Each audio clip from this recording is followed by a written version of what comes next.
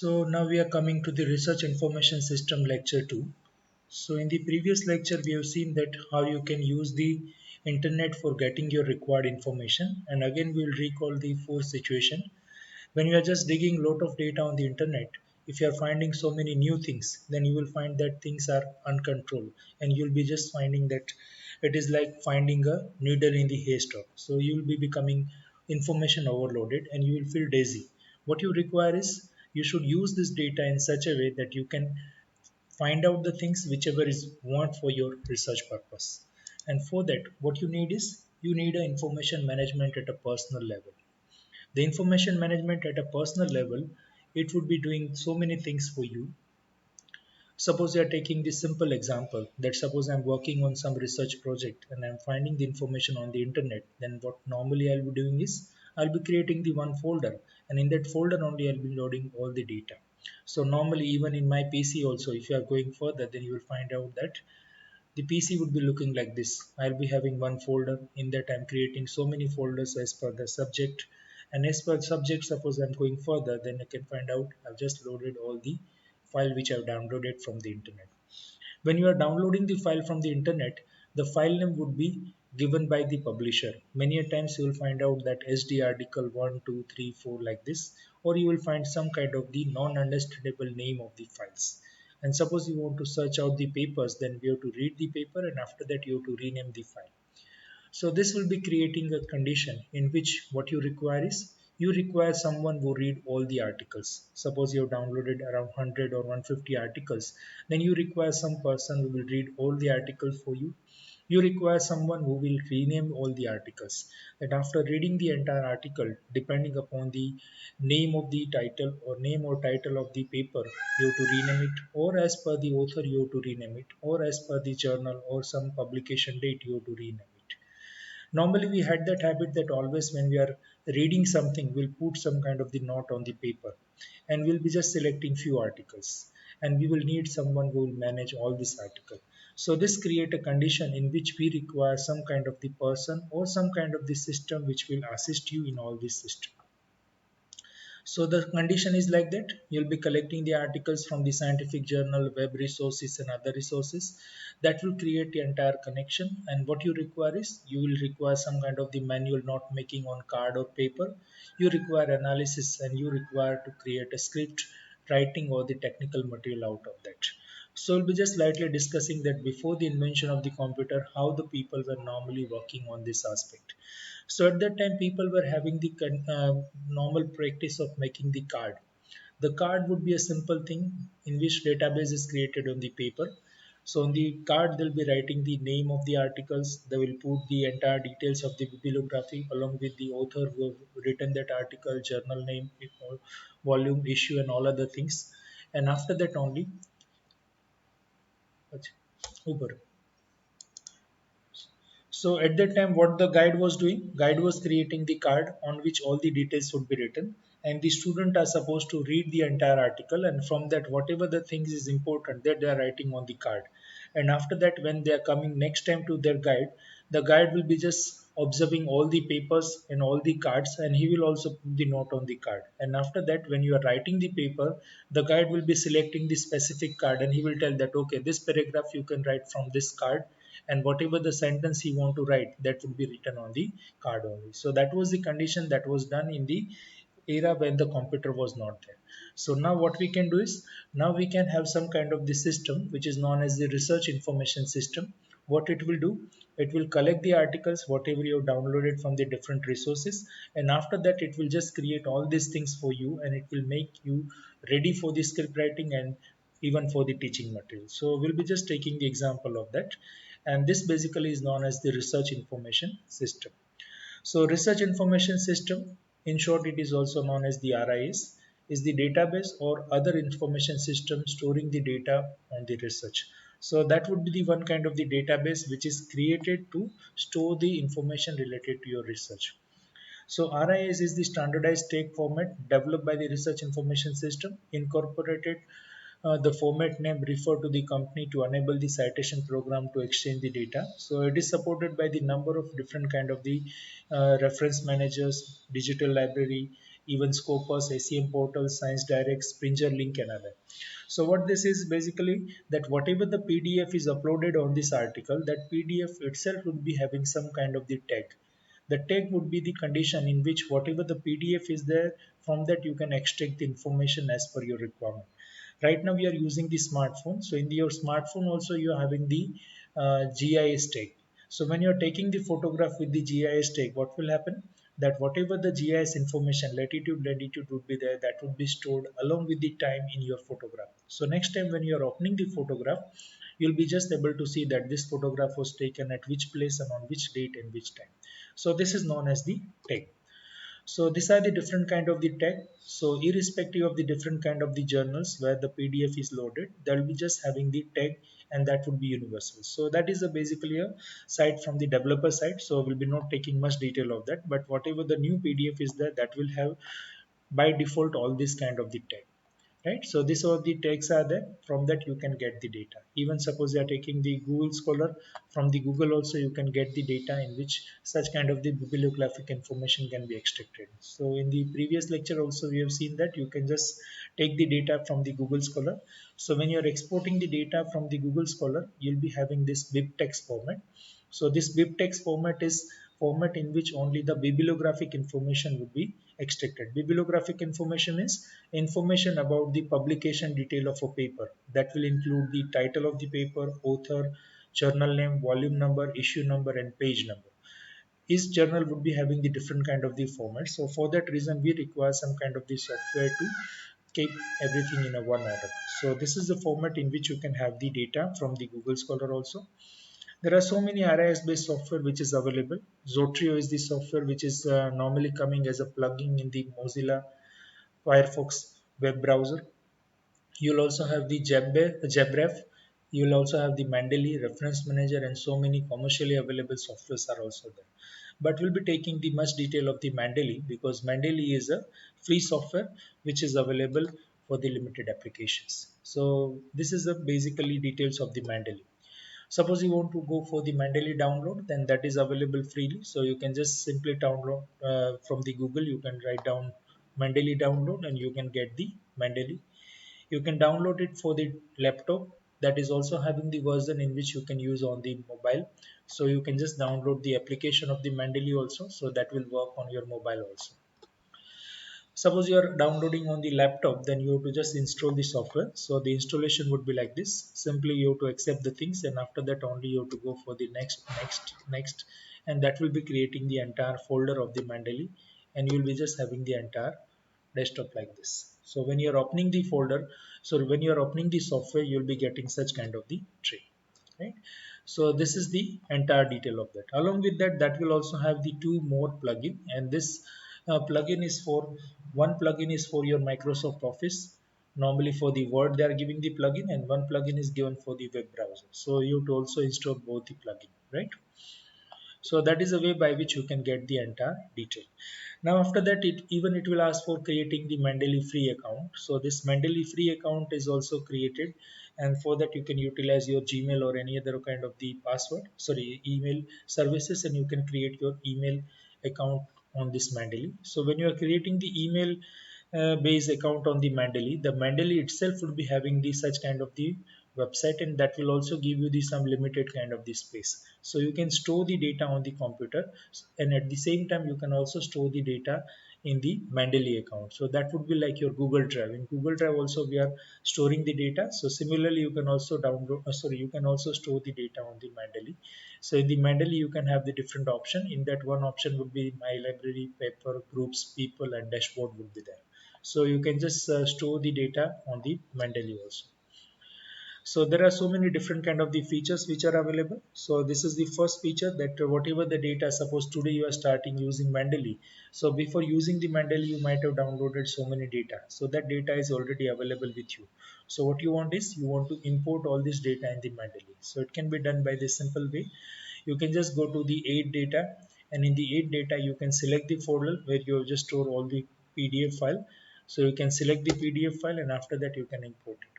So when you're imported, you can just find out that there would be three different windows. In the middle window, you can find out all the papers, whatever you have downloaded and whatever you uploaded in the Mendeley, that will come over here. Automatically, depending upon this RIS system, the paper would be read and they will extract the name of the author, name of the journal, year of the publication, and even title for you. So you can just now see that instead of simple file name, you can get all the details about the paper. At the same time, on this left hand side, you can get the different kind of the filter. So automatically that would be sorted according to the name of the author, name of the journal. So you can just search according to your need. So that is the first way by which you can import the data whichever is there on the computer in the Mendeley. Now suppose you are clicking to the any one of this, then you can find out that when you are clicking to this on the right hand panel, there is one window that will get the entire abstract of that. So you will get the details of the title, you can get the details of the year of publication, issue, everything, and along with that the abstract would be there. So now instead of opening the file right now, depending upon this only, at least you can read the abstract. And many times if you are finding that some name which is read by the computer it is not proper, then you can just correct it also. So that is the option where you can go for the edit. So suppose you are having the articles which is published recently, then that would be incorporated without any kind of the problems, because now the systems are very good, there is no need to edition. But suppose you are getting some article which is present in 1950 or 60, then you have to do it manually in some cases, right? So for that even the options are available. So after that, you can just go for the selecting the articles. So there would be one star kind of the sign. So suppose you are clicking to that, then that would be taken as a favorite. So suppose you are finding some article which is favorite for you or which is quite useful, then you can just simply select the favorite option. So that will select the articles for you, right? Now suppose you are going for the further application, then you can see that this is the basic metadata of the article. So if it is incorrect in some time, as I told earlier, then you can just select the entire file. So that file will be open in the PDF format, and from that you can get that right in this. The entire title is different. Suppose you are reading the entire article, then you can just simply copy paste this entire article over here. So whatever the title is there, that will be getting replaced, right? So you can just copy and you can just paste over here. So now you can see that after that, that will be getting managed. Even suppose some of the articles are available on the website, so that link would be also given. And suppose articles are there in your computer, then the computer link would be also stored over there. Now after that, the next important feature of this software is that to go for the rename. So as I told earlier that when you have gained lot of articles, you'll be confused that which article is we have read already and which article you want to read further. So for that you can just select the all the articles and you can just go for the option of the rename. When you are going for the rename, it will ask that in which format you want to go for the naming. So that can be given author, year, or title wise, or you can give simply title, or you can give simply journal, whatever you want to. So depending upon that, you can just go for the selection, and after that only you can see that all the articles are also getting the name according to that, right? Then even we are having the one more option which is known as the Mendeley import. So this Mendeley import now that is coming as the plugin only. So you can just go for the addition of the plugin, and when you are just going for the addition of the plugin, that would be saved on your Mendeley account. So whatever web Mendeley you are just searching, that can be synchronized with this. Why this feature is important? That suppose you are going to some library and you are not carrying your laptop with you. So at that time you'll be surfing in the library, and whatever the articles you are just storing in your web account, that would be synchronized with your offline software. So even though your laptop is at home and you just search some articles on the website, only your library, and you just stored in the web Mendeley, then that can be incorporated, right? And even in that also there is option for the edit and other, so that all the options are available. And you can just see that even on the web also the same kind of the options are available, but only thing is that you will get the limited space around 15 MB, but that I think is sufficient for the research article, for at least for your PhD work. So that much space can be utilized for the basic purpose. So that way you can just go for the recently added articles. You can also go for the same kind of the selection. You can go for observing the full articles, and even you can find out the related search and other. So like that you can just go for the addition in the online mode also. So this is the option for the online transfer and other. Suppose you are getting some articles on the net, so that articles can be just transfer directly to your web account, right? So right now import Mendeley is shown. When you are clicking to that, this kind of the window will open and you have to just add into the library. So that article directly will come to the Mendeley. So there is no need to go separately on both the website. When you are just adding this web importer, that will come as a plugin in your browser. So whenever you are just clicking to that plugin, it will do the things for you, right? So that is the same kind of the application that you can have. Now after that, you would also have that habit normally that whenever you are reading something, we'll putting some kind of the underline or we are just highlighting something just to recall when you are going for the next time referring the same article, right? So for that you require the paper print, but in this form, in this software, that facility is also given. What you can do is you can just read the articles. After reading the article, suppose you are finding that this portion you want to highlight to discuss with your guide, then you can highlight that articles, right?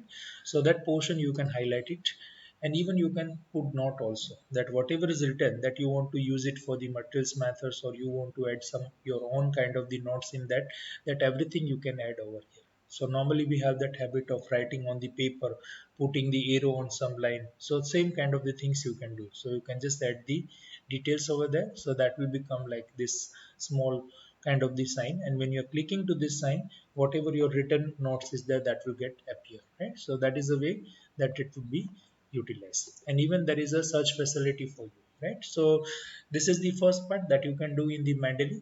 The second important part for this Mendeley where it can be utilized is that whenever you are writing the review of literature in your PhD or master's thesis, or whenever you are writing the paper, you can find out that each journal will have the different kind of the bibliographic pattern. So you have to use the different bibliographic pattern when you are just shifting from the one journal to another journal. So for that reason, you have to use this software again. So what you can do in this, that for example you are referring to one paper, so you can go to this paper. After this you can see that this text is useful for your writing, so you can select this text. Then you can just write down in the review of literature. Normally in the word we are writing, so similar pattern you can write in the word. After writing over here only, when you are just installing the Mendeley, that will also ask for the word plugin, and you are just when you are reading the word plugin, your word software itself will have one kind of the tab, that would be the Mendeley tab, right?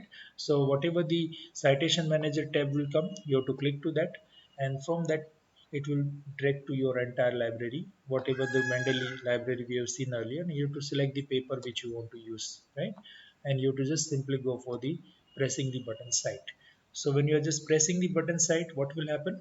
That article will come directly in the form of the bibliographic manager. So each journal will have the different kind of the pattern. In some of the journal you will find that only numbers are written. In some journals the name of the author, surname of the author is written. For example, Patel Etel 2015. So it means that this article is written by the Patel and that was published in the 2015. So like that you can just add the bibliography. So this would be the citation part. After that, you have to add this in the end in the bibliography. So you can just add the insert bibliography. When you are adding the insert bibliography, what will happen?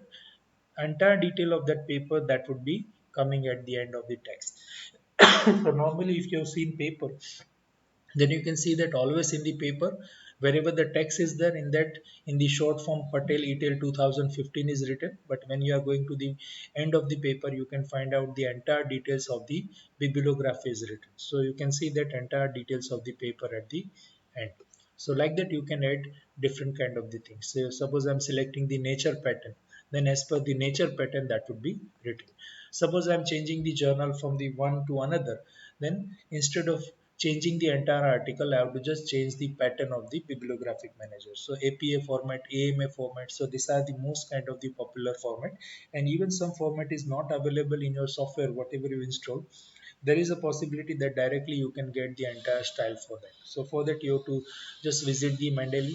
There all the formats are available, and whatever the new journals and new formats are there, that would be taken, and that can be installed in the form of the plugging to your basic Mendeley account. So that way you can just utilize the same kind of the information for this. So even though it looks quite simple, but this software is doing a lot of things for you, because when you are writing your PhD thesis, you will find that when you are writing review of literature, you have to manage around hundreds of the different articles, and to manage these hundreds of the different article, it is a tedious job. And when you are just writing the paper, then you will find that when you are changing the paper from the one journal to another journal, you have to rewrite everything, and you have to go for the again writing the paper. So that will save your time when you are using it with the help of the Mendeley. So this is about the RIS, or the Research Information System. So basically we have done in the two part. In the first part, we have seen that how you can utilize the Boolean logic for searching the different articles on the internet.